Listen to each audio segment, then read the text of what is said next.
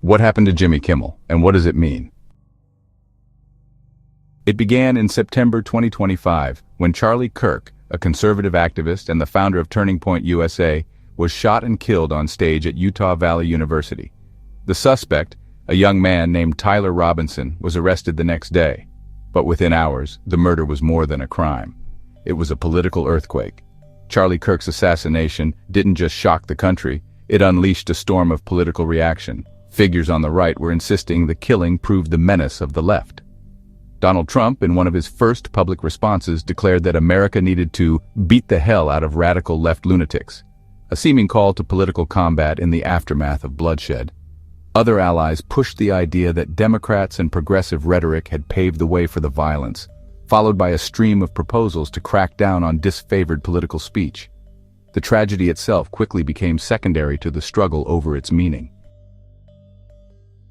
A few nights later, Jimmy Kimmel stepped onto his late-night stage to talk about it. His tone was familiar, somber at first, condemning the act as horrific and senseless. But then, he shifted into satire. The target wasn't the murder itself, it was the scramble to control the narrative. He mocked Republicans who insisted the shooter must have been a creature of the left. He accused Donald Trump of exploiting the tragedy to divide rather than unite. And he delivered one line that stuck, that the MAGA gang was desperately trying to characterize this kid who murdered Charlie Kirk as anything other than one of them. That line lit the fuse. Within hours, conservative media blasted Kimmel for spreading misinformation. Politicians piled on, accusing him of smearing their movement and disrespecting the dead. The backlash snowballed. What had been a satirical riff on political opportunism was now itself being cast as opportunism. Ugly, offensive, and out of bounds. Then came the escalation no one expected. The chairman of the Federal Communications Commission, Brendan Carr, stepped in. From his official perch, he warned ABC and its affiliates that airing Kimmel might put their licenses at risk. The FCC cannot ban a comedian, but the implication was plain. Stations that carried Jimmy Kimmel live could find themselves answering questions about whether they still served the public interest. That was enough.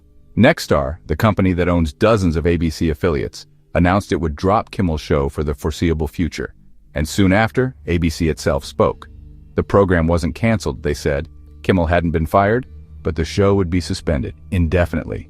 No law was passed, no ban was declared, the host was simply gone from the air. So what exactly just happened here? A comedian told a joke, not about a killing, but about how politicians reacted to it.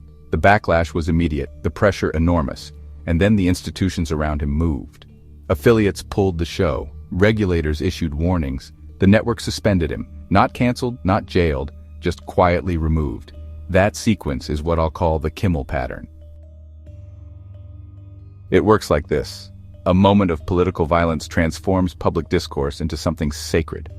Satire that brushes against that sacredness is no longer treated as entertainment, but as desecration. Institutions step in, not with the language of censorship, but with the softer tools of containment, suspension, preemption, disappearance. And the public, divided and fearful, supplies the justification. This isn't new. In fact, if we look back through history, we find the same pattern repeating itself across countries and centuries. Comedians, sometimes famous, sometimes now forgotten, have always found themselves walking this line, punished not for open rebellion, but for laughter too close to the wound. Over the next few sections, we'll explore how this pattern has manifested before. We'll look at absurdist performers in 1930s Germany, a master of coded satire in Stalin's USSR, and a cabaret star who pushed too far and ended up in a camp. Their names may not be familiar, but their stories echo uncannily with what we just witnessed. And together, they reveal why satire, perhaps more than any other form of expression, becomes so dangerous when politics turns violent. Every story in this pattern begins the same way, with violence. When politics turns bloody, the rules of speech shift. Suddenly, words and laughter that once seemed harmless become risky, even subversive, simply because they echo too close to the wound. A stage that once belonged to comedians is suddenly lit like a tribunal. That was the world of Karl Valentin in Germany as the 1930s began. Street clashes, torchlit marches, and book burnings formed the backdrop for his absurdist sketches. Strange, illogical performances that might once have been taken as clever nonsense. But when fists and boots were already patrolling the streets, nonsense itself started to sound like mockery of the new order. It was the same for Arkady Raykin in the Soviet Union. He worked in the shadow of Stalin's purges, when arrests and executions spread fear through every corner of society. Raykin's comedy on its surface was about petty bureaucrats and officious clerks, but in a world where paranoia was deadly, even the laughter at small absurdities felt as though it might be aimed higher, at the system itself. And in Berlin, Werner Fink took the stage after the Reichstag fire, the blaze Hitler used to consolidate dictatorship. Fink specialized in irony, in sly remarks about sameness and propaganda that let the audience fill in the blanks. In calmer times, it would have been clever wordplay. In a city under torchlight, it was something else. A whisper that risked being heard as resistance. The same trigger animates the present. Jimmy Kimmel wasn't joking about a murder. He was joking about the way politics scrambled to claim its meaning. But because that moment began with blood, the laughter was treated as desecration. That is the first rhythm of the pattern. Political violence elevates public discourse to a sacred register. Any satire near that register, no matter how indirect, is recast as transgression. When violence sanctifies politics, comedians almost never challenge power head-on. They circle it, veil it, hint at it. Their jokes are coded, their humor double-edged, and that very ambiguity, the ability for an audience to recognize a hidden target, is what makes satire dangerous. Karl Valentin's performances were absurd to the point of nonsense. He might argue with himself about his own name, deny reality with a straight face, or twist words until they broke into contradiction. On the surface, there was nothing overtly political. But in a society demanding obedience and conformity, absurdity became a mirror, showing how reality itself could be bent by force. Audiences laughed, and in their laughter, the absurd felt true. Arkady Raykin perfected mimicry and impersonation. He mocked petty clerks, bumbling managers, incompetent functionaries. Safe targets in theory, but his audiences laughed with a different energy. They recognized in those small portraits a reflection of the entire bureaucratic state. Each laugh reinforced the sense that the joke pointed upward, whether or not Raykin ever said so, and every ripple of laughter made the authorities more uneasy. Werner Fink dealt in irony. He spoke in half-phrases and knowing pauses, trusting his audience to complete the thought. He didn't name the regime, but the silences between his words did the work for him.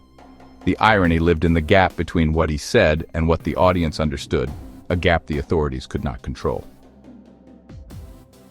And Jimmy Kimmel, standing in the glare of American television, performed the same dance. He didn't make light of a killing. Instead, he made light of the scramble to spin it, mocking politicians who seized on the tragedy to settle scores. His satire was indirect, aimed at reaction rather than event. But in that very indirection lay the danger. Because once an audience hears the hidden critique, the target is no longer ambiguous. It is reinforced. That's the paradox. Satire survives in ambiguity, yet ambiguity is precisely what makes it intolerable to power. Each laugh reinforces the interpretation that the satire is aimed higher than it pretends. Each knowing smile draws a line between us and them. And in times of crisis, those lines are exactly what authorities fear most. This is the second rhythm of the pattern. Satire that hides in ambiguity can flourish briefly, but the laughter it provokes reinforces the perception of threat. Once laughter crosses into the orbit of violence, the next step is not always a knock at the door. More often, it is the quiet tightening of the system. A decision is made by a network, a ministry, a cultural bureau, to treat the joke as too dangerous. The force of censorship is rarely confessed outright, but its effects are unmistakable. Karl Valentin never faced a ban. No decree outlawed his absurdist sketches, but as the streets filled with Nazi uniforms and book burnings, theaters stopped booking him. Cultural committees quietly redirected funds. Venues whispered that his material was not appropriate right now. Those were decisions. And without those decisions, his voice might still have been heard. Arkady Raykin never disappeared from Soviet stages, but the authorities made policy about him. His satire was too beloved to crush, yet too risky to leave unshaped. So censors leaned in. This target, not that one. This script, not that line. He was given permissions with strings attached, and those strings were pulled whenever his ambiguity strayed too far. That was policy, and it drew the borders of his art. Werner Fink's story was harsher. After the Reichstag fire, the regime declared that any words which might undermine the morale of the German people could be punished. Fink's irony fell under that net. He was arrested, sent to a camp, held without trial. Again, it wasn't randomness. It was a decision, a rule that redefined wit as sabotage. Without that policy, his jokes would have remained jokes. And Jimmy Kimmel? He wasn't jailed, he wasn't even fired. But the FCC chairman went on record saying stations airing Kimmel should reconsider whether they were serving the public interest. That was the policy lever. Affiliates heard it, weighed their licenses, and chose to preempt the show. ABC followed, suspending it indefinitely. The whole process was wrapped in language of responsibility and sensitivity. Yet at the core was a decision to define satire, in that moment, as unacceptable risk. Here we see the third element of causation. Political violence raised the stakes. Satire brushed against the wound.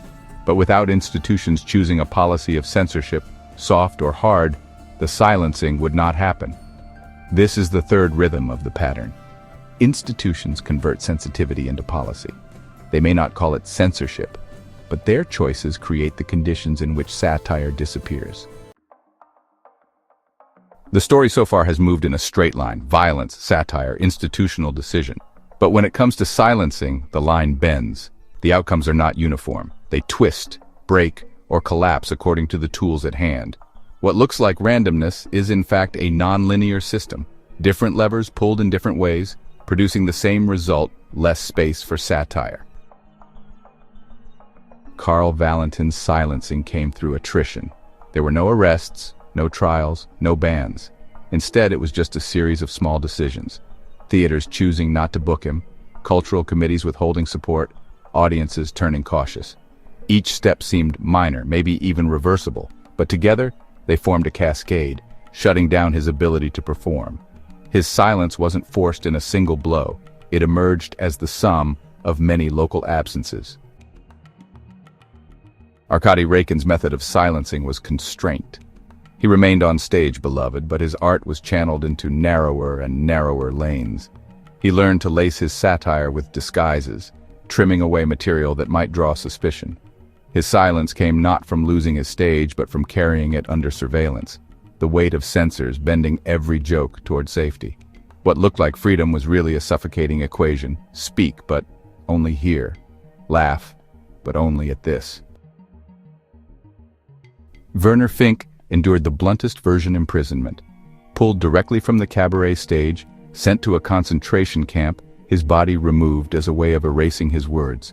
Unlike Valentin or Raykin, Fink's silencing was visible and violent, a warning to others that irony could be punished as sabotage. His silence was not gradual but catastrophic, imposed in a single authoritarian stroke. And Jimmy Kimmel's mechanism was suspension. Not fired, not canceled, but indefinitely preempted. It was a kind of limbo, created by affiliates who feared regulatory reprisal and a network that just wasn't willing to defend him.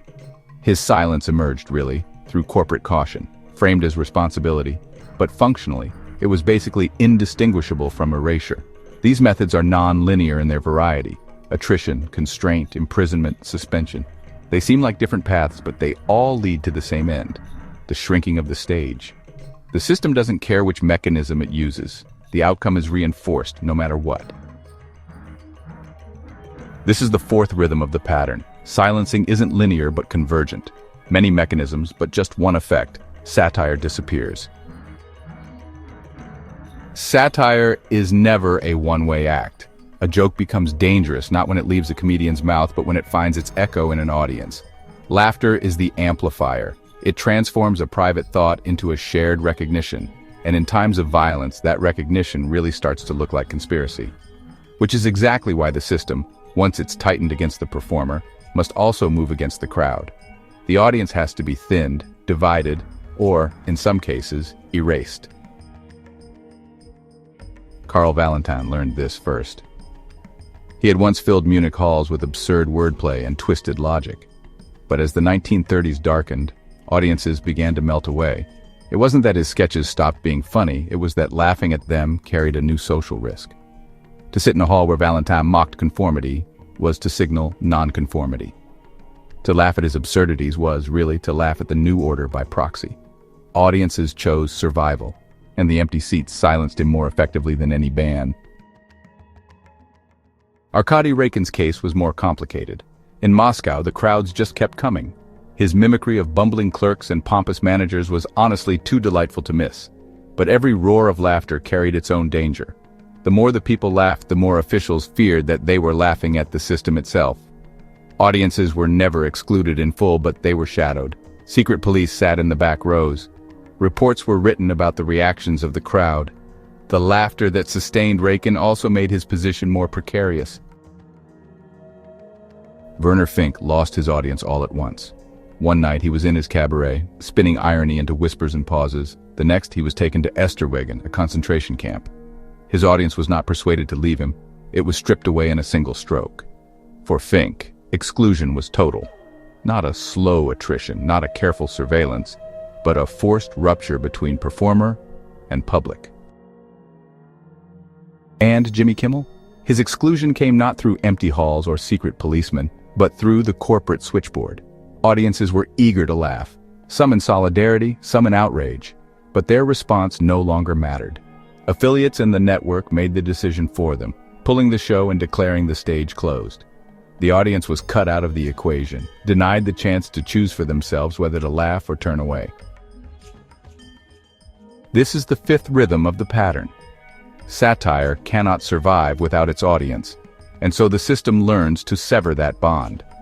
Sometimes gently, sometimes brutally, the crowd is thinned, divided, or removed, until laughter itself loses its dangerous collectivity.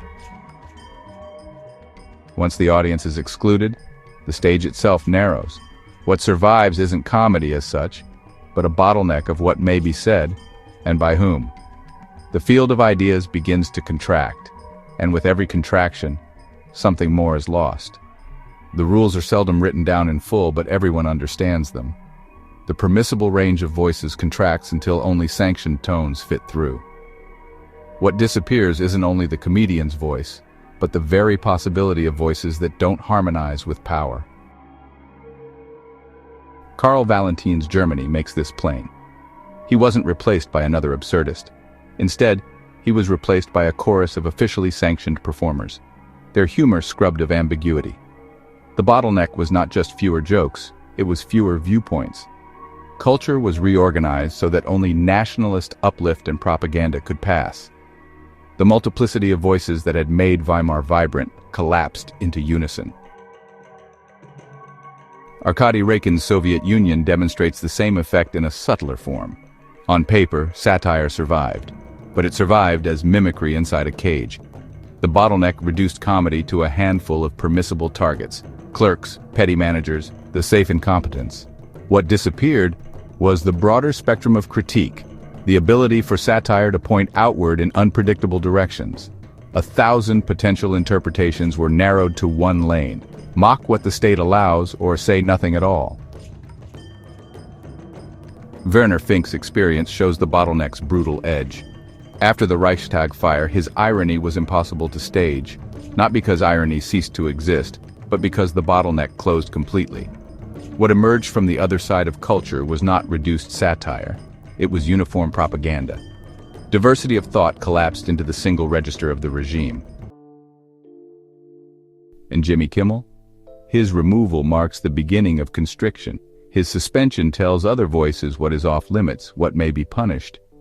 Affiliates, regulators, and networks combine to define the aperture of the acceptable. The immediate effect is one show off the air. The deeper effect is the narrowing of public conversation. It is not Kimmel's silence alone that matters, but the message. When blood is spilled, only certain viewpoints are permitted. This is the sixth rhythm of the pattern. Once satire is excluded, viewpoint diversity itself collapses. What begins as a narrowing of the stage ends as a homogenization of the culture. The bottleneck does not tame, it eliminates. When viewpoint diversity is bottlenecked, the last stage follows with grim regularity collapse. A society that no longer tolerates multiple voices begins to harmonize in one register only. But this is not harmony in the musical sense. It is dissonant, hollow, the drone of forced unanimity. And from there, the door opens to totalitarianism in its most horrific forms. Karl Valentin's disappearance foreshadowed this collapse in Germany. His absurdism could not coexist with a culture remade into parades and propaganda films. What vanished with him was not just one comedian, but the possibility of strangeness, nonsense, and irreverence. By the mid-1930s, laughter itself had been absorbed into the machinery of the Reich. To laugh wrongly was to risk suspicion. To laugh correctly was to affirm the state. Arkady Rakin in the USSR survived, but survival in a bottleneck is not the same as freedom. Around him, other artists, writers, and thinkers were erased during Stalin's purges. Satire that remained was tolerated only as a carefully coded supplement to official ideology. The larger collapse was cultural, a narrowing so severe that entire generations learned to hear laughter only within prescribed limits. Diversity of interpretation, once the lifeblood of satire, became a danger in itself. Werner Fink's arrest was a demonstration of what happens when the collapse becomes total. He was seized not for inciting violence, but for undermining the morale of the German people. In that phrase, we see the endpoint, irony itself defined as treason, ambiguity criminalized, and the stage reduced to a propaganda pulpit. The collapse was not only of satire, but of all free cultural expression. And Jimmy Kimmel? His case brings us the pattern anew. A violent act sanctified political discourse. Satire that entered its orbit was punished. Institutions narrowed the stage. The audience was excluded, and a bottleneck of viewpoints began to form. What history shows us is that such bottlenecks rarely remain stable. Once a society decides that certain laughter is too dangerous, the pressure to collapse diversity entirely becomes overwhelming. This is the seventh rhythm of the pattern dissonant collapse, when the exclusion of satire converges with the elimination of multiple voices, and culture itself bends toward authoritarian silence. The lesson is not that Jimmy Kimmel is a martyr equal to those who came before. The lesson is structural. When political violence sets the boundaries of discourse, and when institutions enforce those boundaries by silencing satire, the trajectory is set. History tells us where it leads.